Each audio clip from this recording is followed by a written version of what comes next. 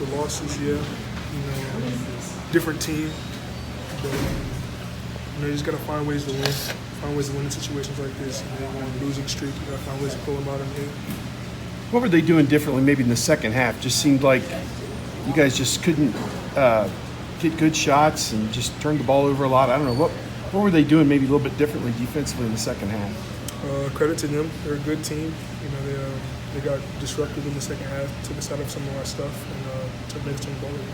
What does it take to start figuring out some answers to that? So the last couple of games, teams have been able to take you out of some things. What do you guys need to start doing to figure out how to answer that? Preparation. Make adjustments in game and even in practice. How hard is that? Very hard.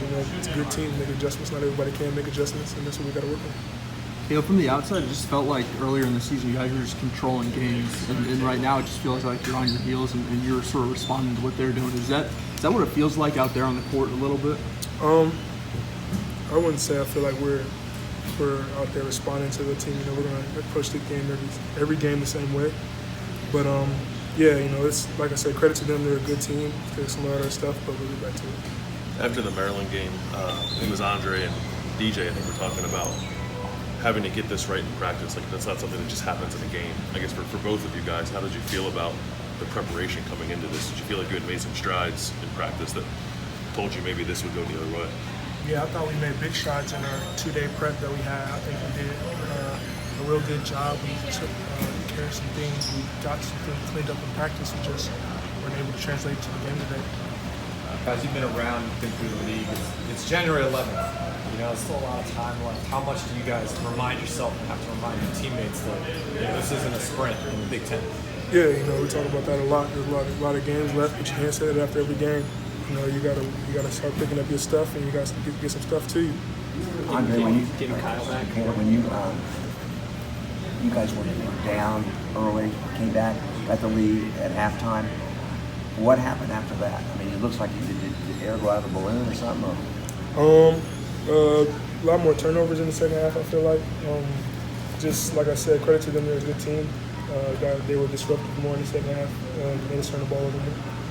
getting Kyle back, how did that impact you guys? That's huge. It's huge. Kyle's a big part of our team. Just having that energy back and just the little things that he does, it definitely helps our team. Obviously, Coach Holman stresses defense, and so much of what it takes to get on the court is defense. Dwayne spent a lot of time on the bench in this game. How did you see him handle that, and what is Coach preaching to you guys as far as, even when the offense is struggling, that defense seems to come first? Yeah, that's something that he's been preaching since he got here, is defense. I mean, if you're not going to defend, you can't play. But I think Dwayne handled it well. I mean, he knew what he had to do, and he did really messed up, but he'll respond. I know Dwayne will definitely respond. Guys, a couple weeks ago, Coach Holman said there was a little too much individual play versus cohesive team play. Is that still sort of an issue, you think, or what needs to be addressed there? Any thoughts? At times, I feel like, we get out of our stuff like that, but, I don't feel like it's a huge problem right now. Like Dre said, we made strides in practice. I feel like we're more sharing the ball, and even in the first half, we shared the ball more than we did in the second half. But like I said, they got there a little more disruptive in the second half. We're more in the passing lanes, caused a little bit more turnover. How great will it be to be back at home finally after this long trip here? It's going to be good. It's playing in front of your home fans, but that doesn't mean you guarantee the dub. Has the Big Ten caught you by surprise at all? Because you had a lot of big non-conference wins. I feel like to some of our guys, maybe I put that on our older guys, that maybe we didn't prepare them enough for the Big Ten. The physicality and what it takes to win in the Big Ten. I put that on maybe me and my older guys, and maybe we just got to step it up. What's the number one thing you have to do to get out of this funk and get that going?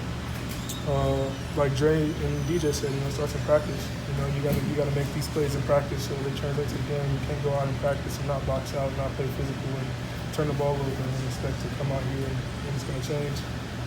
Andre, have you had any kind of players-only meeting at all to kind of sift through this? I mean, not pointing, calling people out, but just a players-only meeting to kind of slow things down.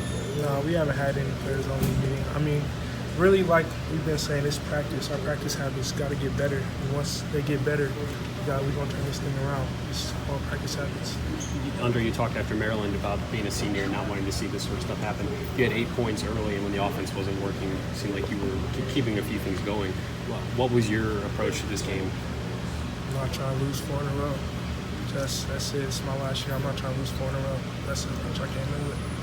Not trying to put this on DJ, but he had 7 turnovers in the game today. Just I feel this is a game he can learn from and understand that you don't have to play at 100 miles per hour. You know, try and create something that's not there at times. I don't know what do you guys say to him after a game like this? Yeah, that's why we love DJ. He responds to things like this. You know, he has a game like this. You know, he's gonna respond. He's gonna come out and practice. He's gonna take care of the ball. And he knows he's a freshman. And we know that he's gonna make some mistakes, but he also knows we need him in big time. And we can't afford him to turn the ball over like that. So, you know, we're gonna talk to him and he's gonna respond. Kaleb, can you explain? Only 4 teams so far have won on the road in the Big Ten. What's the big difference this year? Teams it's the 10. It's like every year, you know, there's no guaranteed wins in the 10 anywhere. Home, away, everybody's good. So you never know who's going to win on any given night. With the road, I mean, is it more difficult now to win on the road than it has been in the past? I would say so. I mean, it's basketball at the end of the day, so you got to come out there and play tough anytime wherever you are. Score was tied at 40, then I was on a pretty big run. What did you see over those next few minutes that were different than the way you last night? Like I've been saying, you know, just turning the ball over. I feel like we had a lot of unforced turnovers, and even them turning us over, being more disruptive, and I feel like we just got to take care of the ball. Thanks, guys. Thanks a